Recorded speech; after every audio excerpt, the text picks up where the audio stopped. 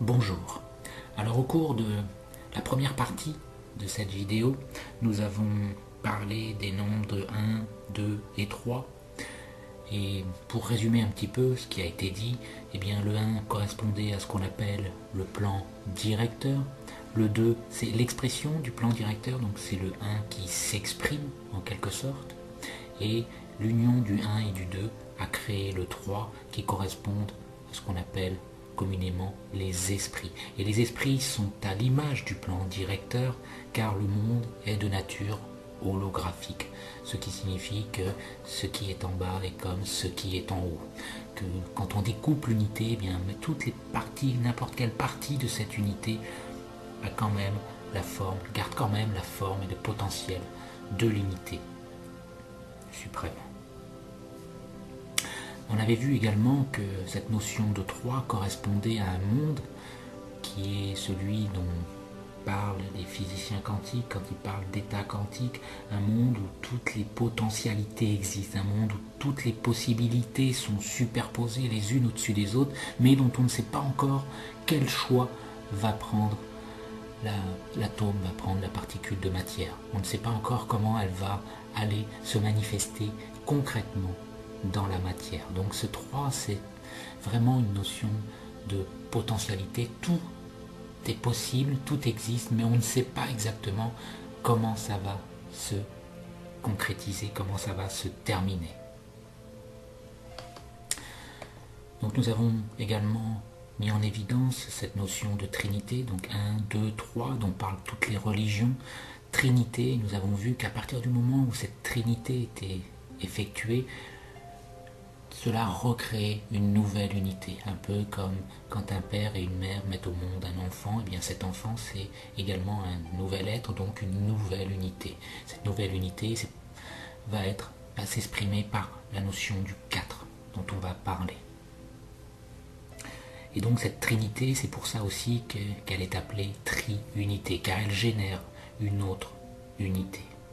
Alors quelle différence y a-t-il entre le 3 et le 4 ? Eh bien, au niveau du 3, nous avons vu que toutes les potentialités existent. Eh bien, le 4 va commencer à s'exprimer à partir du moment où un choix va être effectué par l'observateur conscient. Car, nous l'avons vu également lors de cette première partie, le monde n'existe que parce qu'un observateur conscient, une conscience, crée le monde, regarde le monde, conscientise le monde. C'est la conscience qui donne forme au monde. Sans cette conscience qui permet de relier les atomes matériels entre eux, sans cette conscience, il n'y a pas de forme et donc il n'y a pas de monde observable. Donc parmi toutes les potentialités qui sont engendrées par l'unité, l'observateur conscient va choisir de se manifester dans l'un ou l'autre des possibilités qui lui sont offertes. Alors pour reschématiser de nouveau, il y a le 1, le plan directeur, qui quand il s'exprime, il devient 2. L'union du 1 et du 2 crée les esprits.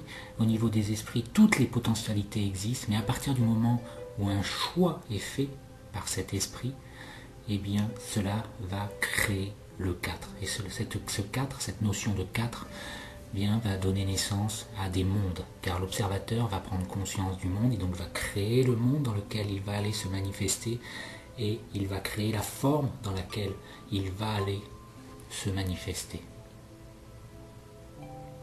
Et il va donc choisir un chemin parmi toutes les potentialités qu'il existe, et en faisant cela, la seule chose qu'il fait, c'est quand même qu'il se limite, car étant donné qu'il fait un choix, nous le voyons dans le schéma ci-dessus, eh bien, il prend ce petit chemin qui va l'amener dans ce corps, et donc il oublie tous les autres chemins, et donc il est limité par ce que va lui offrir ce chemin.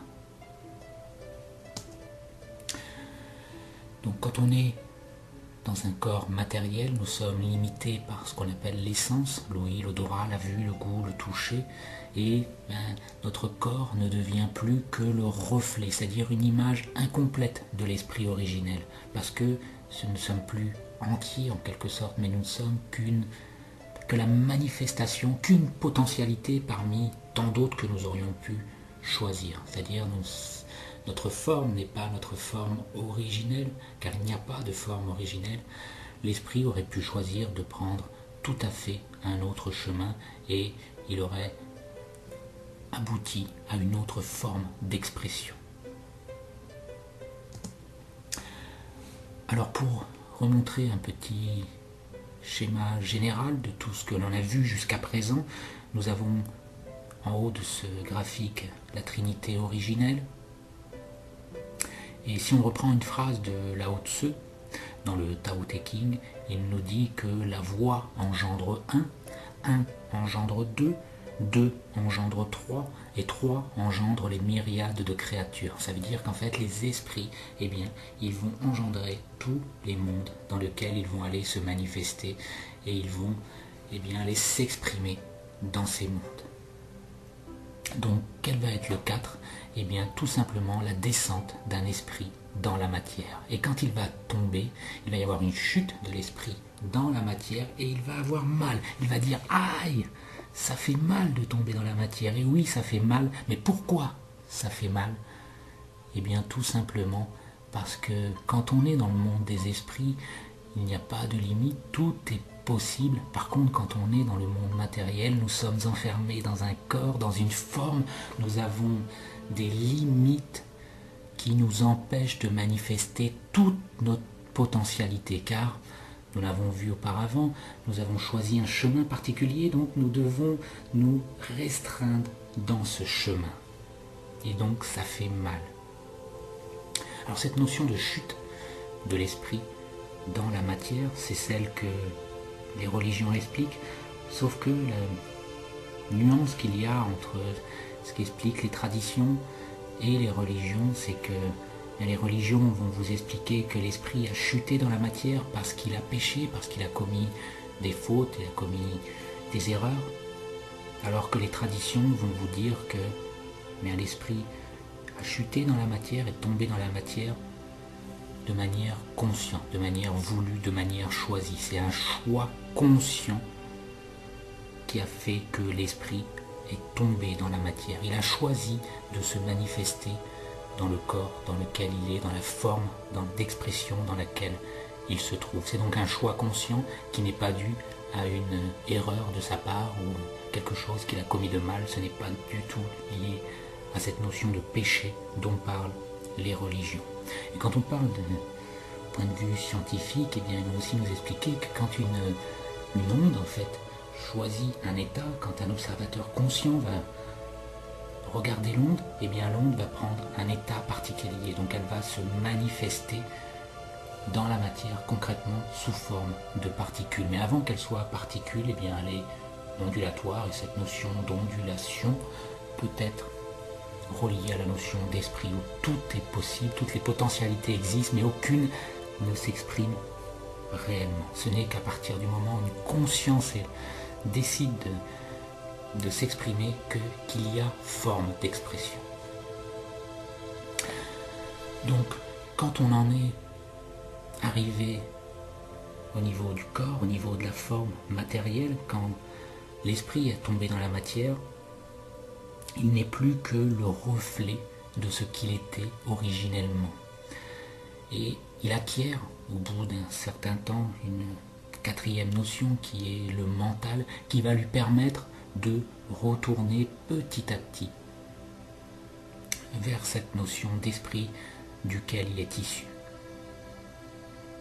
Alors ce qu'il faut comprendre, c'est que la notion d'évolution, vue par les traditions, n'est pas une notion linéaire de simple remontée, mais c'est une notion qui part à la fois de la notion de descente, donc c'est l'esprit qui descend dans la matière pour ensuite aller remonter vers l'esprit. Il y a donc un cycle d'effectuer. Il y a 3 étapes de descente de l'esprit dans la matière. Une étape d'équilibre, où l'esprit va se poser en quelque sorte. Et après 3 étapes de remontée, où il va rejoindre son état originel. C'est ça que les traditions appellent évolution. Donc il y a descente puis remontée. descente, équilibre, puis remontée. Ce qui fait en tout 7 étapes, car il y a 3 étapes de descente, une étape d'équilibre et 3 étapes de remontée. C'est aussi pour ça que le chiffre 7 est très important dans la plupart des traditions. Alors, je ne vais pas m'éterniser sur toutes ces notions de corps physique, éthérique, mental, émotionnel. Si vous voulez plus de détails, vous pouvez vous référer par exemple au petit livre que j'ai coécrit avec ma fille de 12 ans sur ces sujets, qui parle, dont le tome 2 par exemple, parle précisément de ces corps et tâche de les expliquer le plus possible en détail pour vraiment bien les comprendre la différence entre chacun d'eux et qu'est-ce qu'ils apportent, ce qu'ils sont en quelque sorte. Alors nous avons vu qu'il y a, à partir du moment où cet esprit est tombé dans la matière, cela forme en fait 3 grands étages, si on peut dire. Il y a l'étage du haut, qui est l'étage originel, si on peut parler, que l'on pourrait appeler esprit pour simplifier. Il y a, à partir du moment où l'esprit est descendu dans une forme, eh bien, il a pris un corps, donc l'étage du bas, on pourrait l'appeler corps. Mais qu'est-ce qui se passe à ce moment-là? Il se passe quelque chose d'assez difficile, c'est que eh bien, le corps est trop loin de l'esprit pour pouvoir se relier à lui directement, tout comme l'esprit n'est plus capable de se relier au corps directement.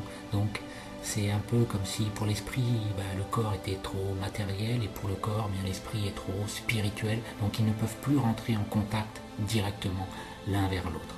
Alors comment vont-ils pouvoir de nouveau re-rentrer en contact? Eh bien, il y a besoin d'un intermédiaire pour cela, et cet intermédiaire n'est autre qu'un pont appelé le pont arc-en-ciel. Et ce pont, si on veut schématiser, on pourrait l'appeler l'âme. Donc l'âme, en fait, ça va être l'intermédiaire entre le corps et l'esprit. C'est ce qui va permettre au corps de remonter vers l'esprit. Et donc là, nous avons tous les chiffres de 1 à 9 qui nous permettent de visualiser toute cette remontée. Il y a les 4 qui se correspondent au corps inférieur, il y a le corps causal et l'âme qui vont correspondre au corps intermédiaire, qui vont permettre de rejoindre l'esprit, et il y a toujours la Trinité supérieure, esprit, logos, monade. Alors, au cours de cette vidéo, j'ai vraiment schématisé, c'est volontaire de ma part, car je voulais vraiment montrer une vue d'ensemble de tout ce qui peut expliquer cette origine de la vie et cette descente de l'esprit dans la matière et la remontée de la matière vers l'esprit. Mais il faut savoir que cela prend des millions d'années. Par exemple, lorsque l'esprit va descendre dans un corps de matière, il va y avoir des étapes intermédiaires, des étapes successives. Ça va passer par les esprits de la nature, par le monde minéral, le monde végétal, par le monde animal et le monde humain, chacun apportant quelque chose qui va permettre à la conscience de s'adapter petit à petit au nouveau monde dans lequel elle va aller se manifester. De même, il y a eu de nombreuses civilisations qui ont fait que l'esprit est descendu vers le corps. Ça ne s'est pas fait en quelques jours, ça ne s'est pas fait en 6 ou 7 jours, mais ça a pris des millions d'années. Il y a eu plusieurs civilisations, donc tout à l'heure j'en ai parlé un petit peu, il y a eu 3 étapes de descente qui correspondent aux 3 premières grandes civilisations dont parlent les traditions. La première étant nommée l'île Blanche, la deuxième étant nommée l'Hyperborée, la troisième la Lémurie, et puis après ensuite il y a la 4e qui correspondait à l'étape d'équilibre, donc là quelque part il est un peu entre les deux, c'est-à-dire il est entre l'étape de descente, il est à la fin de sa descente et il va commencer la remontée. Donc l'Atlantide, c'était la 4e civilisation, c'était la fin de l'étape de descente de l'esprit dans la matière, et il se préparait à remonter vers l'esprit. Et cette remontée est en cours actuellement, car de nos jours, nous sommes dans la 5e grande civilisation, appelée civilisation aryenne, pour globaliser. Et au cours de cette civilisation, nous parlons d'ascension. Donc il y a énormément, au niveau de l'ésotérisme, au niveau du monde New Age, vous entendrez parler de la notion d'ascension parce que nous sommes en remontée dans la matière vers l'esprit. Mais il faut savoir que cette notion d'ascension, eh bien, ce n'est pas quelque chose qui est obligatoire, ce n'est pas quelque chose qui a toujours lieu. C'est-à-dire quand l'esprit est descendu dans la matière, il ne parlait pas d'ascension. Lui, son but était de descendre et non pas de remonter.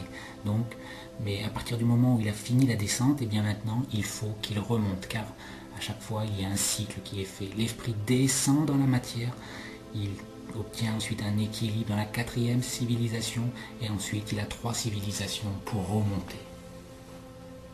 Alors si de nos jours, nous ne sommes toujours pas aptes à nous reconnecter à notre esprit, à notre essence originelle, cela peut s'expliquer aussi par le fait que nous avons encore 2 civilisations devant nous pour y arriver, donc c'est normal de ne pas être prêt de nos jours pour le faire. Ce n'est pas quelque chose, il ne faut pas s'en vouloir, se dire que nous sommes, eh bien, que nous ne comprenons rien, que nous sommes limités, que nous sommes bêtes, ce n'est pas ça.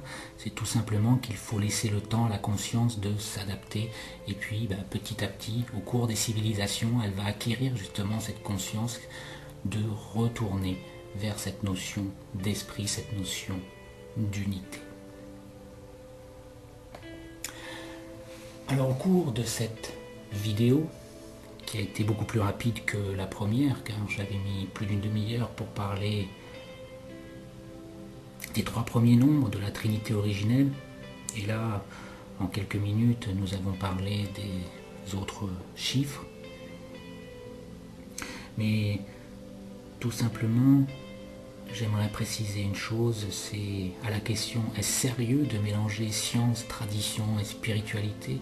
Est-ce que tous ces sujets ne sont pas contradictoires? Eh bien, j'aimerais laisser exprimer un peu ce qu'en disent les scientifiques eux-mêmes. Par exemple, Pythagore a fondé une école dans laquelle il enseignait à la fois la science, la philosophie et la religion. Il fit la synthèse de la morale, de la science et de la religion. Il enseignait aussi bien l'évolution de la terre que l'évolution de l'âme.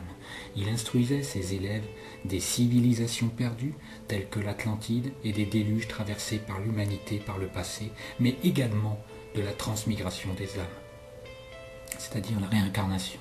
Il déclarait également qu'il avait le souvenir de ses vies antérieures. Donc si un mathématicien aussi célèbre, aussi compétent, qui est plus scientifique que Pythagore de nos jours, qui peut se dire plus scientifique que lui si lui était capable de relier science, religion, philosophie, spiritualité, évolution de l'âme, parler des anciennes civilisations? Eh bien, c'est que ces sujets sont des sujets sérieux, qui peuvent être étudiés sérieusement.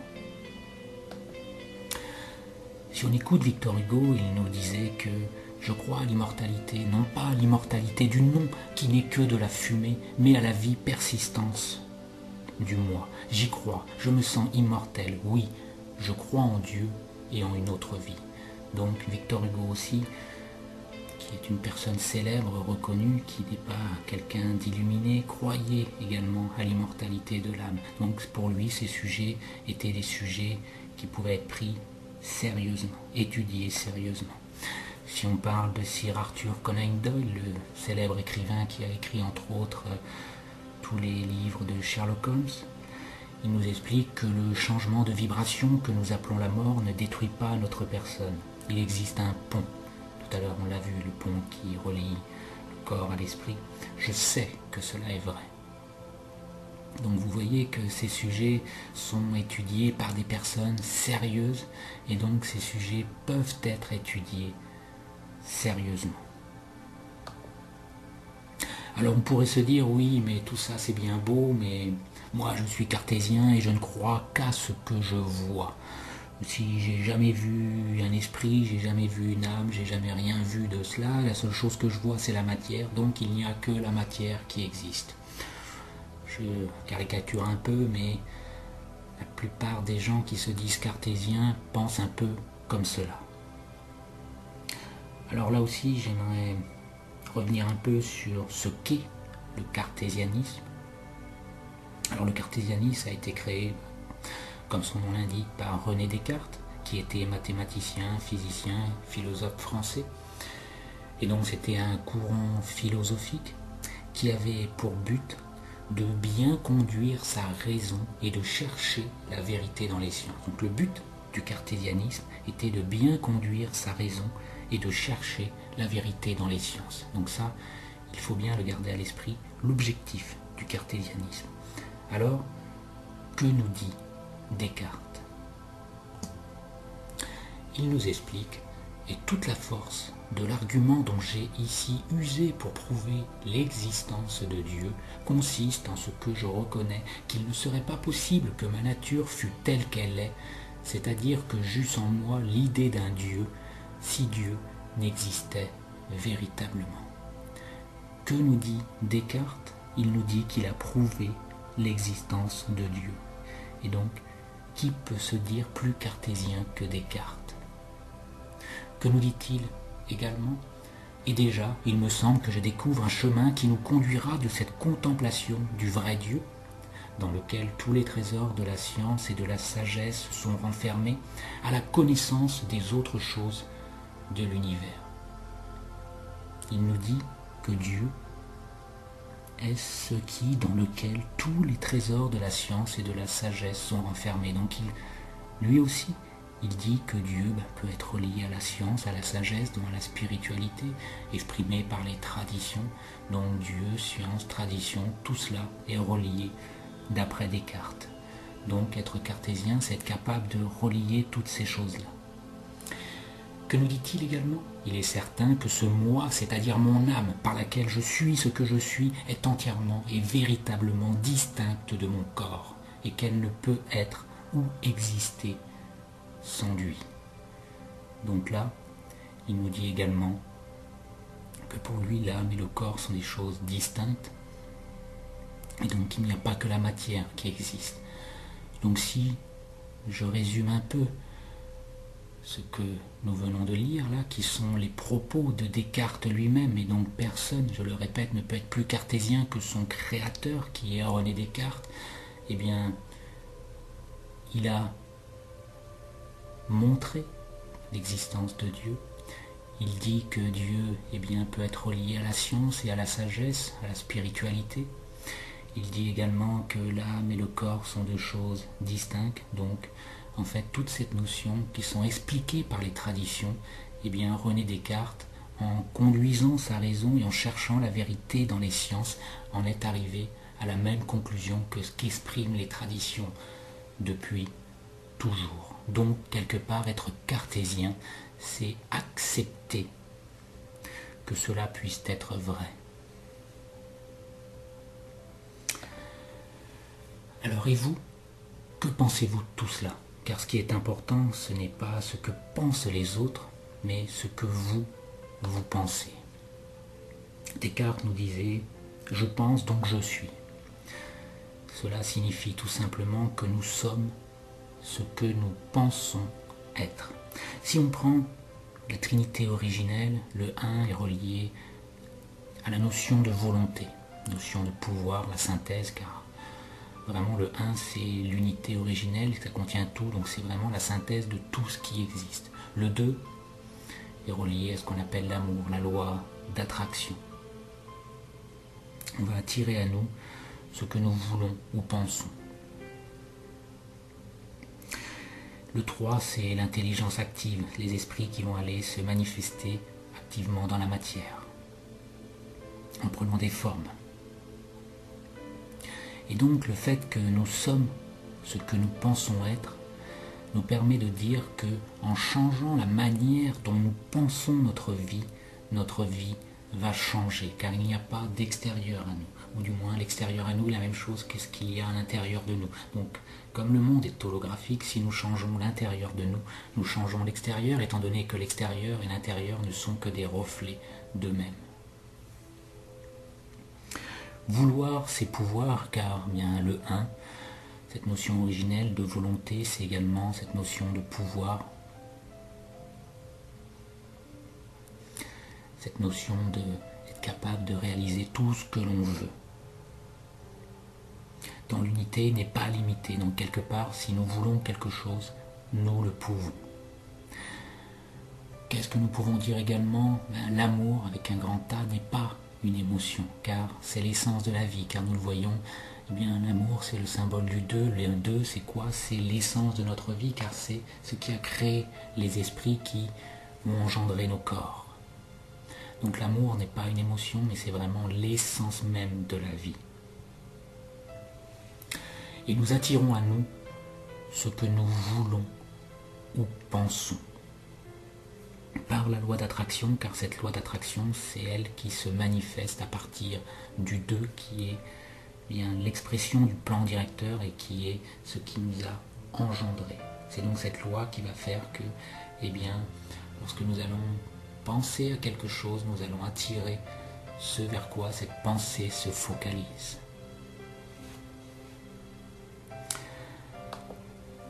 Alors pour terminer cette deuxième vidéo, je tenais juste à vous dire que bien des livres ont été écrits avec ma fille, en collaboration avec ma fille, pour parler de tous ces sujets. Donc cela, j'ai voulu résumer vraiment de manière la plus simple possible, montrer un schéma global de l'origine de l'être, montrer que, eh bien, à l'origine, il y a cette trinité.